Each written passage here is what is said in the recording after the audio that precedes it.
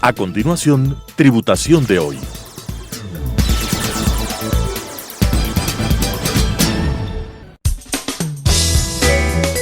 Clasificación A. Apto para todo público.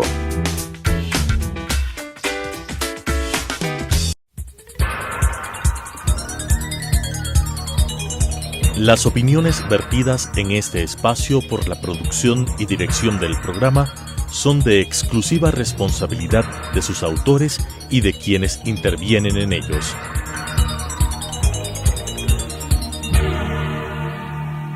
Telesucesos Canal 29 UHF presenta Tributación de hoy, un programa destinado para los ciudadanos en su entorno fiscal para el Ecuador, con la conducción de la doctora Cristina Trujillo. Tributación de hoy. Tributación de hoy, un programa diferente donde abordaremos temas relacionados con el ámbito tributario, financiero, laboral. Pero sobre todo tenemos la importante entrevista con personalidades que nos ayudarán a comprender el ámbito legal vigente en nuestro país. El día de hoy tengo la entrevista con nuestra querida amiga Camille Espier del Estudio Jurídico Gasset. Estimada Cami, ¿cómo estás? Qué gusto tenerte el día de hoy. Siempre me gusta tener gente joven, gente innovadora. Sé de tu profesionalismo y sé todo lo que estás haciendo en este estudio jurídico tan importante. Y quiero conversar un tema sobre estas obligaciones societarias que las empresas tenemos que presentar ya en este primer trimestre en la Superintendencia de Compañías. Son varias dudas que tienen nuestros entrevistados porque me preguntan y me dicen: soy una compañía limitada, soy una compañía anónima, ¿qué debo hacer? ¿Qué debo presentar a este organismo de control tan importante como es la Superintendencia de Compañía? Bienvenida, Cami, a tu programa Tributación de hoy. Muchas gracias, Cristina, por la invitación. Un honor para mí estar aquí contigo. Y bueno, la Superintendencia de Compañías, Valores y Seguros, como sabemos, es el órgano que rige o controla a las compañías que se encuentran establecidas en nuestro país. Tanto las compañías de domiciliación que se han domiciliado en el Ecuador, como son las sucursales extranjeras, como las compañías anónimas o limitadas, que son las más utilizadas en el ámbito general societario. Perfecto. En este sentido, a manera de control, la Superintendencia de Compañías, de acuerdo a la ley de compañías, que es la que las rige, solicita a las compañías que dentro del primer trimestre de cada año, estas deben presentar una cierta información. Para esto, las compañías deben realizar una junta ordinaria de socios en el caso de las compañías limitadas o de accionistas en el caso de las compañías anónimas. Ese es un procedimiento general que siempre lo tenemos que realizar porque tenemos esta obligatoriedad de que nuestros socios, nuestros accionistas se encuentren enterados de qué es lo que ha pasado en los periodos fiscales que se van cerrando. Y algo que es muy importante es, y el día de hoy queremos dejar claro a nuestros televidentes, las obligatoriedades que tienen estos dos principales grupos de compañías, las compañías anónimas y las compañías limitadas. Entonces, esta obligatoriedad, comencemos separando la obligatoriedad de las compañías limitadas. Somos socios de una compañía limitada, hemos realizado nuestras actividades, nuestra compañía ha realizado su actividad empresarial, llámese de venta de bienes o prestación de servicios, y es hora de que nos informen, es hora de enterarnos qué pasó. Exactamente. ¿Qué pasa en este primer trimestre? ¿Qué tenemos que hacer? Vamos primero con las compañías limitadas. Claro, como sabemos, el órgano supremo de las compañías son los socios, en el caso de las compañías limitadas. Es por esto que se hace una convocatoria a junta ordinaria dentro de los 3 primeros meses, es por eso que se llama ordinaria. Entre enero, febrero y marzo de cada año se convoca a todos los socios de las compañías para que conozcan, en primer lugar, los balances generales de la compañía, el estado de resultados y el estado de pérdidas y ganancias. Perfecto, de esa manera los socios tenemos esta potestad de conocer qué ha pasado, qué ha pasado con nuestra inversión, qué ha pasado con esa inversión plasmada en los estados financieros, que lógicamente tienen que ser presentados de una manera adecuada por la compañía para que los socios puedan tomar decisiones. Exactamente, por eso esta junta tiene como objetivo que los socios aprueben el balance que se les va a presentar en esta junta. Adicional a esto, el gerente general o representante legal de las compañías, que no siempre necesariamente es uno de los socios, correcto, que puede ser un tercero que no es socio de la compañía, también debe presentar un informe de todas las actividades que se han realizado en el año. También para poner en conocimiento de los socios qué se ha hecho, qué no se ha hecho, las medidas que ha tomado dentro de lo que él puede, el marco legal que él puede manejarse, siempre con la autorización de la Junta, y con esto poner en conocimiento de los socios. Recordemos que el gerente general de una compañía es un mandatario. Perfecto. Es decir, le responde a los socios, ya que ellos son quienes están invirtiendo su capital dentro de la compañía. Qué claro lo que tú estás diciendo. Los representantes legales no siempre son los accionistas. Exactamente. Son terceros contratados que representan la voluntad de los accionistas desde un mandatario. Y el Código Civil claramente establece qué es un mandatario externo. Rapidísimo, ¿qué es un mandatario externo? Es una persona que se le contrata para que haga las veces o realice ciertas actividades en nombre de un tercero. En este caso, el mandatario está haciendo o realizando actividades que se le han permitido o que se le han dispuesto los socios de la compañía. Y esto generalmente está dentro de las escrituras de constitución. Además, tienen un nombramiento legal para poder actuar a nombre de sus mandantes. El gerente general, ¿no?, tiene un nombramiento, y también dentro de las escrituras constan los estatutos sociales de las compañías, que son, por así decirlo, una manera de lineamientos hasta dónde puede llegar. Y dentro de los estatutos se establecen las facultades que tiene el gerente. Por ejemplo, hasta qué monto él podría firmar un contrato. Perfecto. O endeudarse. Caso contrario, hay situaciones que debe pedir previa autorización a la Junta de Socios para poder hacer ciertas actividades dentro del giro de negocio de la compañía. Y lo que siempre es recordarles es que este mandatario externo tiene responsabilidades ante terceros y responsabilidades civiles, incluso hasta de carácter penal. Exactamente. Porque es quien representa a la compañía, representa a los socios. ¿Qué más se mira en esta Junta de Socios? ¿Cómo se convoca? Las juntas se pueden convocar de varias maneras. Primeramente, de acuerdo a la Ley de Optimización de Trámites Administrativos, que fue una reforma que se realizó en octubre del 2018, se hizo un gran cambio a las convocatorias. Antes las convocatorias debían hacerse por la prensa, con 8 días de anticipación, sin contar el día de la convocatoria y el día de la junta. Con la entrada en vigencia de esta ley, se reforma la ley de compañías en el sentido de que ahora las compañías pueden convocar a los socios únicamente vía correo electrónico. ¡Qué maravilla! Y con 5 días de anticipación, de igual manera, sin contar el día de la convocatoria y sin contar el día en que se realiza la junta. Hay que tomar en cuenta que optimiza, pero sin embargo, las compañías que siguen constando en sus estatutos, como normalmente antes se lo hacía por la prensa, normalmente la mayoría de compañías sigue constando que debe hacerse por la prensa. Lo que se recomienda es hacer una reforma al estatuto en el que conste que únicamente ahora con esta entrada en vigencia y la reforma de la ley de compañías nos ahorramos un paso, que es la publicación por la prensa, y únicamente hacerlo ahora vía correo electrónico, que optimiza, como bien lo dice la ley, el tiempo y hasta económicamente es muy recomendable. Genial. Eso es lo que te iba a preguntar, que si esto está dentro de nuestras escrituras, pues tenemos que seguirlo cumpliendo. Caso contrario, pues tenemos que hacer una reforma estatutaria. Exactamente. ¿Qué más pasa en esta Junta de Socios? ¿Qué más se aprueba? ¿Qué más revisan estos socios una vez terminado un periodo fiscal? Me acabas de decir los estados financieros para que se aprueben, para que conozcan los resultados, si fueron positivos, negativos, la acción que hace este representante legal, las acciones que toma, las acciones que va a tomar. ¿Qué más generalmente se aprueba dentro de esta Junta? Por último, ya una vez que se ha aprobado el balance, tenemos las utilidades que se han generado. En este sentido, los socios de las compañías limitadas pueden repartir estas utilidades entre ellos o reinvertirlas en la compañía. Son las dos opciones: no repartir, se reinvierten en la compañía, o repartirlas entre los socios. Cabe destacar que la ley de compañías, a medida como de un respaldo para las compañías, establece la obligación de una reserva legal. Perfecto. ¿Qué es esta reserva legal? Se utiliza para proteger el capital de los socios en el caso de algún contingente cuando existen pérdidas.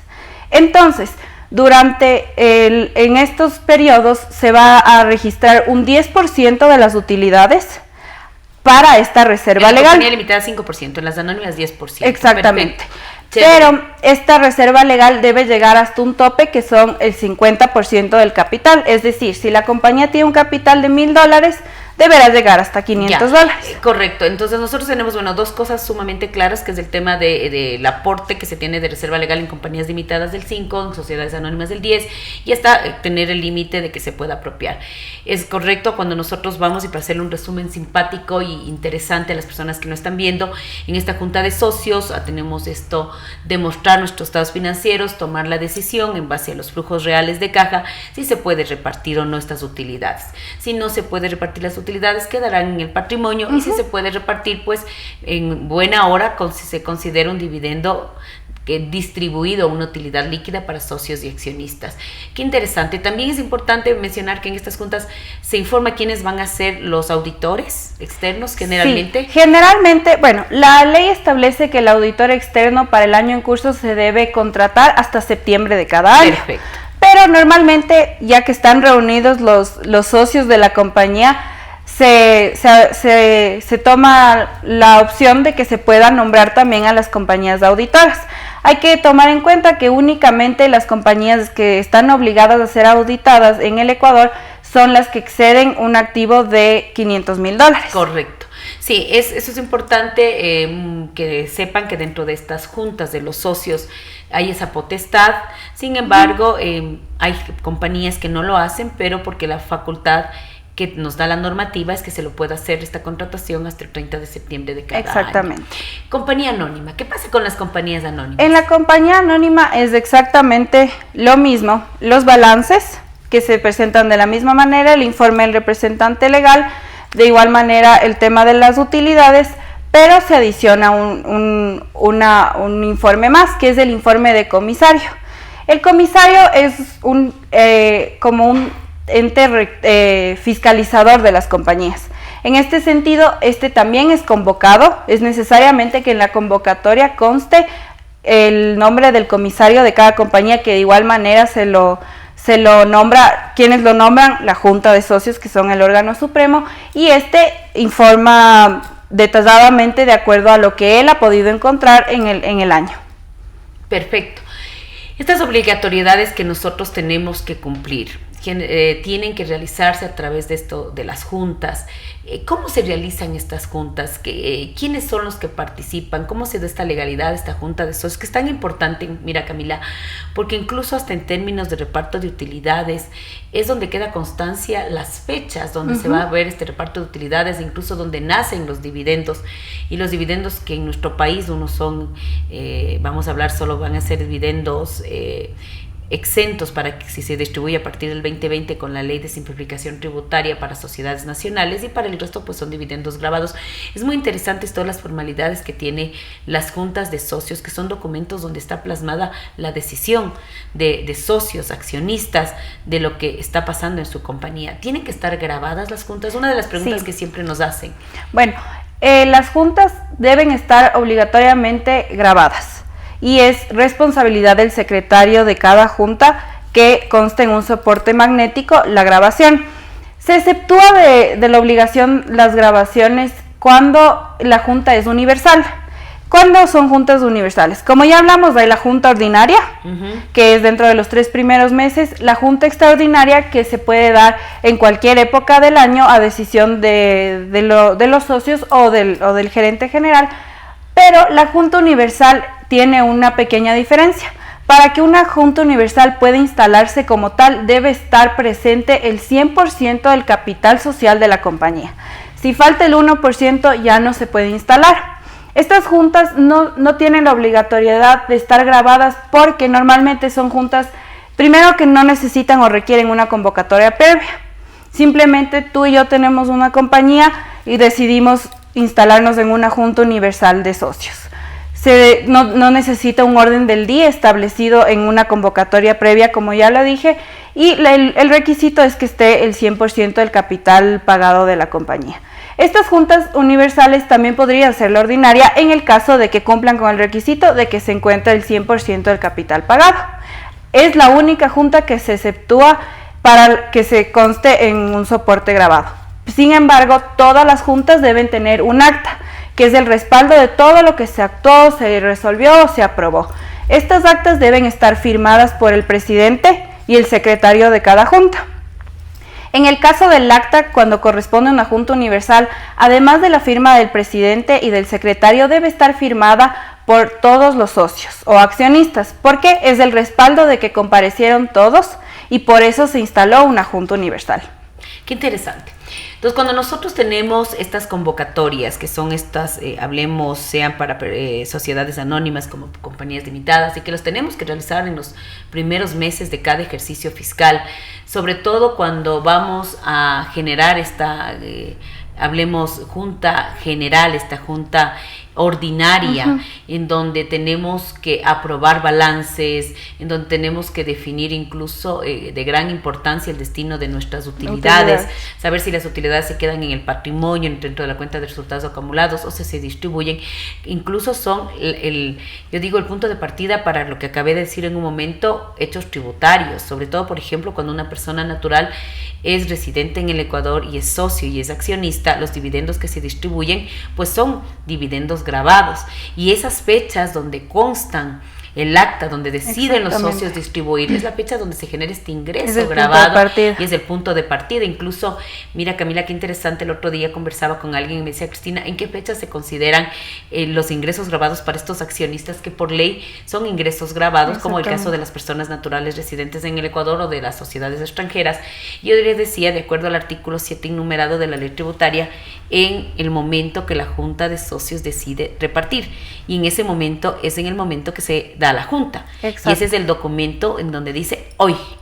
El acta es del respaldo. Exactamente. Entonces, esta acta de junta de socios tiene varias importancias, tanto para compañías anónimas como limitadas, como es la aprobación de balances, del destino de las utilidades, e incluso el punto de partida de hechos tributarios. ¿Qué pasa adicional? Aparte de realizar estas juntas extraordinarias, esta junta ordinaria en el primer trimestre, que lo hacemos las compañías limitadas y anónimas, nosotros las compañías tenemos la obligación de reportar quiénes son nuestros accionistas. Exactamente. Vamos a mirar eso. ¿Por qué debo y cómo debo reportar quiénes son mis accionistas? ¿Por qué el organismo de control? ¿Por qué la superintendencia de compañías tiene que conocer quiénes son mis accionistas? Toda esta cadena accionaria, que muchas veces son accionistas locales y muchas veces son accionistas del exterior. Ya. Bueno, una vez que ya se da la junta ordinaria, dentro de los 3 primeros meses, la ley de compañías establece que hasta el mes de abril de cada año, todos estos documentos que han sido conocidos en la Junta y previamente aprobados por la misma deberán ser subidos al portal web que tiene la página de la Superintendencia. ¿Por qué se hace esto? Porque al ser el órgano de control debemos registrar toda esta documentación, el balance, el informe del gerente general, el informe de comisario de ser el caso, el informe de auditoría externa cuando cumplen el requisito de que excedan de los $500,000 en activos, y adicionalmente se debe reportar quiénes son los socios de la compañía por un tema de transparencia, porque evidentemente la Superintendencia de Compañías, a los socios tener una responsabilidad limitada a su capital, de igual manera debe saberse y conocerse quiénes son los socios. En el caso, como tú comentabas, de las compañías extranjeras, es preciso recalcar que cuando una compañía extranjera es socia o accionista de una compañía ecuatoriana, están obligadas de estas hasta el 31 de enero de cada año. La compañía debe registrar quiénes son los socios de la compañía extranjera hasta llegar a las personas naturales, al ser la compañía una socia. En este sentido, se llena un formulario, se genera un poder de parte de la compañía en el extranjero, autorizando a la persona aquí para que ella pueda revelar hasta llegar, como ya dije, a la persona natural detrás de la compañía. Y eso es interesante porque hace muchos años atrás pues no teníamos que llegar a esta persona natural, y hoy nos están diciendo, bueno, no, ya es algunos años en que se tiene que llegar a establecer, en el caso de compañías extranjeras, quién es la persona natural, que puede ser una persona natural no residente en el Ecuador, o puede ser también una persona natural residente en el Ecuador. Y eso va, Camila, también de la mano con nuestra obligatoriedad en el mes de febrero para efectos de cumplimiento tributario. También se tiene que reportar un anexo de socios, accionistas y partícipes al servicio de rentas internas, donde se tiene que llegar hasta la persona natural. Entonces van, yo creo que de la mano las dos instituciones en que se mire lo que tú acabaste de decir, quién está atrás, quiénes son estos socios, estos accionistas dentro de las sociedades, para que se pueda evidentemente tener toda la información completa. Exacto. Algo que también es importante recalcar, lo que tú acabas de decir, es que hasta finales del mes de abril se tiene que subir toda esta información al portal de la Superintendencia de Compañías, para que el organismo de control, pues de cierta manera, tenga pleno conocimiento de todo lo que la compañía durante un periodo fiscal, que para efectos de nuestra legislación ecuatoriana arranca en el 1 de enero de cada año hasta el 31 de diciembre, y todo ese flujo de información que se encuentra de alguna manera plasmado en estos documentos son reportados al organismo de control como tal. Qué interesante. ¿Qué más podemos decirles y recomendarles a nuestros televidentes, sobre todo porque a mí me gusta mucho que la gente sepa cuáles son sus obligaciones, no solo en el ámbito tributario, sino en el ámbito financiero, en el ámbito societario? ¿Qué les podrías tú recomendar como una profesional joven en derecho y que te encargas de toda la parte de estos procesos societarios o de estos trámites societarios en el estudio jurídico donde tú trabajas? ¿Qué les puedes recomendar a nuestros televidentes? Yo digo siempre, haga todas las cosas a tiempo, que siempre es la primera recomendación que yo lo digo, porque a veces pasa que en nuestras páginas de los organismos de control se comienzan a meter el flujo de información los últimos días y colapsa. Entonces, ¿qué les puedes tú recomendar bajo tu experiencia que estás en el día a día con estas actividades? Bueno, siempre tratar de cumplir obviamente con los plazos establecidos, y siempre hacerlo con anticipación, tener la documentación lista, aprobada, para poderla subir al portal, porque hay que recordar que al no subir esta información existen sanciones que puede tomar la Superintendencia de Compañías. Unas pueden ser económicas, que podrían llegar hasta un salario básico unificado, y la otra es una de las causales de disolución que establece la ley de compañías, es que al 5 años consecutivos, si no se reporta toda esta información que está establecida en el artículo 20 de la ley de compañías, es una causal de disolución de oficio de la compañía. Por lo cual, a los 5 años, no he subido 5 años la información, la Superintendencia de Compañías emite una resolución en la que resuelve que se disuelve la compañía de oficio. Mira lo que tú acabas de decir, o sea, no es un tema solo económico, es un tema de que tenemos una responsabilidad, y a veces falta algún tipo de documento y decimos, bueno, no se subió, el próximo año subo. Y además es algo importante, si estás en un país donde tienes que cumplir regulaciones, incluso tienes que tener tu certificado de que tú estás al día con tus obligaciones, y a lo mejor tengas que licitar, o a lo mejor tengas que realizar algún tipo de operación en donde necesitamos ver que estés al día. Exactamente. En la práctica, ¿qué pasa muchas veces? Como tú dices, licitaciones, contratos, ciertas personas o organismos o compañías nos piden el certificado de cumplimiento de obligaciones, el CCO, como se lo llama, que lo obtienes de la página de Superintendencia de Compañías. Cuando no has cumplido con subir toda esta información, siempre va a salir, no está al día, no ha cumplido. Y siempre, muchas veces, esto retrasa procesos, contrataciones del giro de negocio, y podría ser muy perjudicial para la compañía. Totalmente. El hecho de no estar al día con sus obligaciones. Yo parto de algo: quien no esté al día en sus obligaciones societarias, tributarias, laborales, sociales, siempre causa problemas. Exactamente. Y es obvio que nosotros tenemos que cumplir todo el marco regulatorio vigente, que incluso es lo que yo siempre comienzo recalcando en nuestro programa, de que se cumpla a cabalidad esto. Mira, Camila, se nos ha ido el tiempo volando. Agradecerte tu presencia y volverte a invitar. Me da mucho gusto cuando me topo con profesionales jóvenes, profesionales mujeres, que estamos incursionando en los temas tributarios, legales, contables, y pues esta es tu casa, te quedan las puertas abiertas. Vamos a generar más temas de interés para nuestros televidentes. Y como siempre, muchas para gracias. mí, el día de hoy tuvimos la grata presencia de una profesional joven, como es Camila.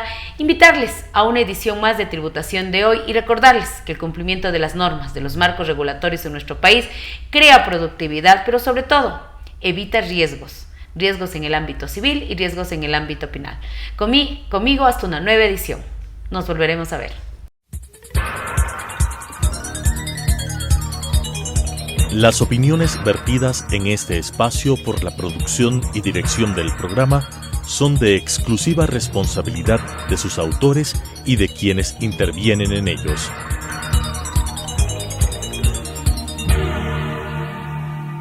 Telesucesos Canal 29 UHF presentó Tributación de Hoy, un programa destinado para los ciudadanos en su entorno fiscal para el Ecuador, con la conducción de la doctora Cristina Trujillo. Tributación de Hoy.